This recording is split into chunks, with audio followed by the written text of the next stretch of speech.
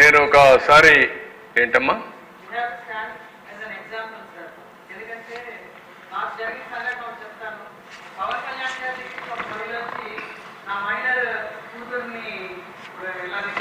తీసుకెళ్ళిపోయారని చెప్తే ఆయన వెంటనే స్పందించి వితిన్ 3 days తీసుకొచ్చారు.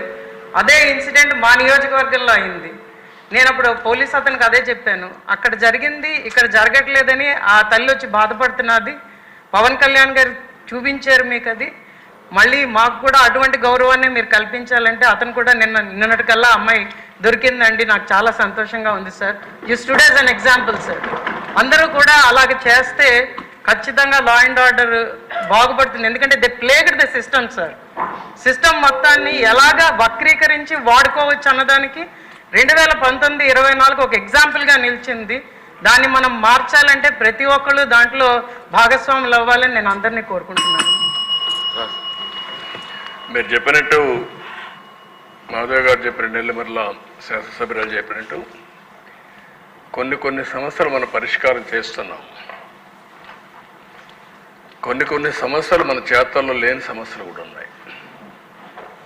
నేను పార్టీ ఆఫీస్లో ఉన్నా. ఒకరోజు ఒక అమ్మాయి వచ్చింది.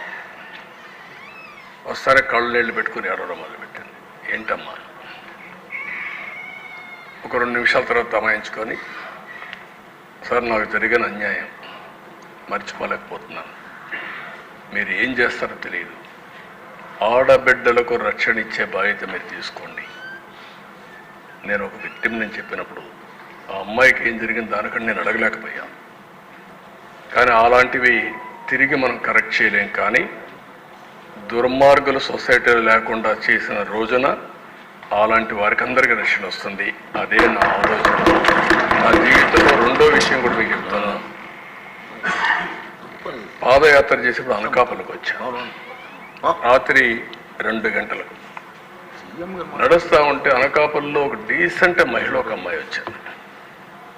ఆ అమ్మాయి వచ్చి అడిగింది ఒకటే మాట అడిగింది, సార్ మీరు ఏమి వద్దండి, మాకు రక్షణ ఇవ్వండి.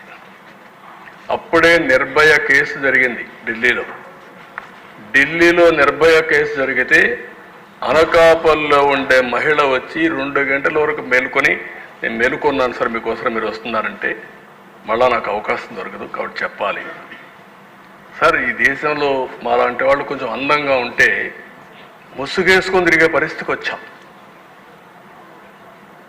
అదే మరిగా బయట జరగలేని పరిస్థితికి వస్తున్నాం. మాకు స్వేచ్ఛ లేదా, కనీసం మాకు రక్షణ ఇవ్వలేరని చెప్పి అడిగినప్పుడు నాకు చాలా బాధ వేసింది.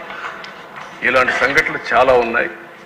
అందుకనే మనం మహిళల్లో కూడా చైతన్యం తీసుకురావాలి. అదే సమయంలో సంస్థలపైన కూడా మనందరం ఒక పద్ధతి ప్రకారం పనిచేస్తేనే సాధ్యమవుతుంది.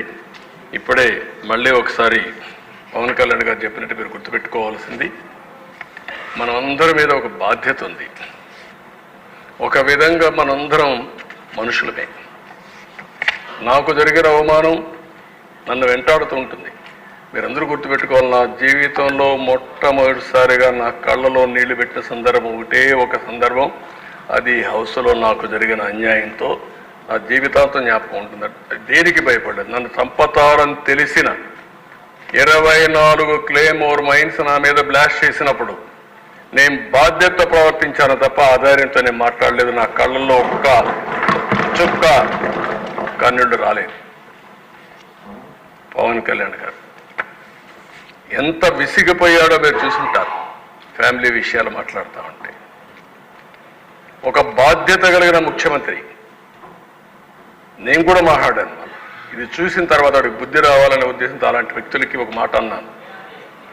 పవన్ కళ్యాణ్ గారు చాలాసార్లు చెప్పారయ్యా, ఆయన ఏది చేసినా చట్టపరంగా మ్యారేజ్ చేసుకుంటే తప్పులేదు, ఆ విషయం గుర్తుపెట్టుకోవాలి మీరు అని చెప్తూ ఒక మాట ఉన్నా. నువ్వు కూడా ఇన్నిసార్లు కలవరిస్తున్నావు, పోయి కాపాడు చేయాలని చేయబోయా పోయి అని చెప్పా.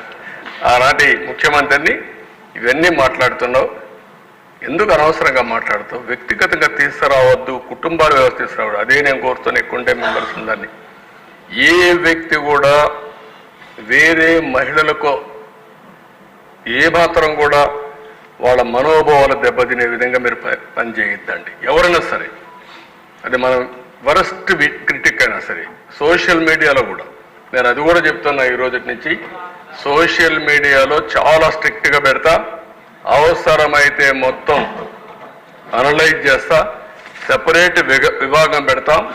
ఎవడైనా సరే ఆడబిడ్డల పట్ల అసభ్యంగా వాళ్ళు దెబ్బతీసే విధంగా కానీ మాట్లాడితే, క్యారెక్టర్ అసాసినేషన్ చేస్తే అలాంటి వాళ్ళని వదిలిపెట్టను. పబ్లిక్లో నిలబెట్టి ఏం చేయాలో చేసి చూపిస్తా డెమాన్స్ట్రేషన్. ఆ విషయంలో ఎక్కడా రాజీ లేదు. అయితే నేను మిమ్మల్ని కోరేది, ప్రజలు మనకు అధికారం ఇచ్చారు. అధికారం ఇచ్చింది ప్రతీకారాన్ని తీర్చుకోవడానికి కాదు. మళ్ళీ చెప్తున్నా, ఎమ్మెల్యేలు అవుతారని మనకు అనిపిస్తుంది.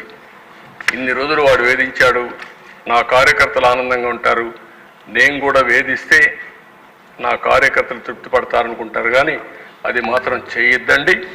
మనకు అధికారం ఇచ్చింది ప్రజలకు సేవ చేయడానికి, తప్పులు చేసిన వాడిని శిక్షించడానికి. శిక్షించే బాధ్యత ప్రభుత్వాన్ని, సేవ చేసే అవకాశం బాధ్యత మీదిగా తీసుకోవాల్సిందిగా మరొక్కసారి కోరుకుంటూ, ఎక్కడా దీన్ని ఉపేక్షించం. ఒకవేళ కానీ మన వాళ్ళు తప్పు చేసినా ఏమనుకోవద్దని మొన్నైతే పవన్ కళ్యాణ్ గారు చాలా స్పష్టంగా లేసలేసి పార్టీ మీటింగ్లు చెప్పారు. ఇక్కడ కూడా మొన్న కూడా చెప్పారు. నేను మనస్ఫూర్తిగా అభినందిస్తున్నా. ఆన్ రికార్డ్, ఒకవేళ అలాంటి తప్పు జరిగితే నేను చేసినా మొదట నా మీద యాక్షన్ తీసుకోమని చెప్పిన వ్యక్తి పవన్ కళ్యాణ్ గారు. అది ఆయన యొక్క సిన్సియారిటీ.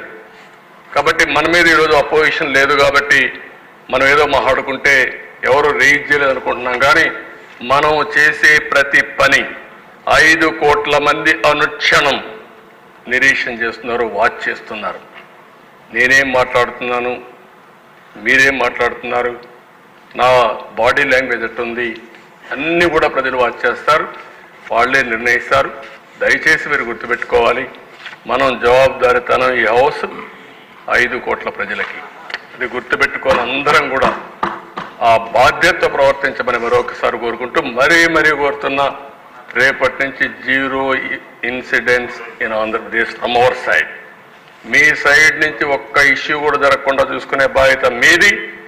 ఎవరైనా కావాలని చేస్తే మాత్రం నిర్మోహమాటంగా ఏం చేయాలో చేసి చూపించే బాధ్యత ప్రభుత్వానికి. అంత ఫర్మ్గా ఉంటామని చెప్పి మరొకసారి తెలియజేసుకుంటూ, అందరూ కూడా సహకరించమని మరొకసారి అందరినీ ప్రార్థిస్తూ, ప్రజలు కూడా కోరుకుంటున్నాం.